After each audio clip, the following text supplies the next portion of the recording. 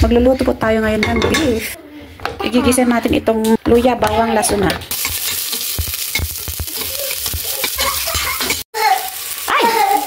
Igigisa ko po ito mga lods. Beef. Tata. Oo. Para lumambot, ipi-pressure cooker natin.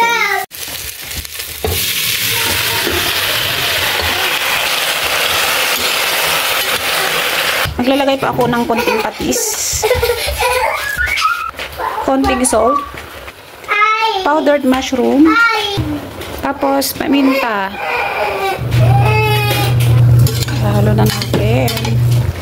Maglalagay pa ako ng water.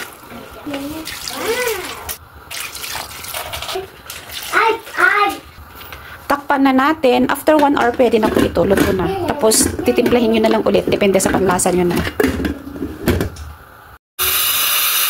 Ayan. Pag tumunog na po siya, saka na lang natin orasan. Mga 1 hour ang sinit kong oras dyan.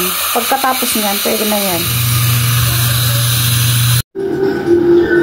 Ito na po yung niluto nating beef. Bale, ribs po yan. At wala nang buto. Ganyan lang. Malambot na siya. Eksakto, wala na pang tubig. Oh. Yan na siya. Pwede na tayong kumain. Tikman natin.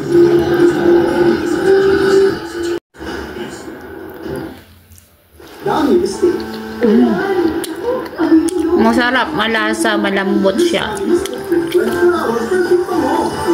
Parang beef steak na siya. Kasi dry yung pagkaluto ko.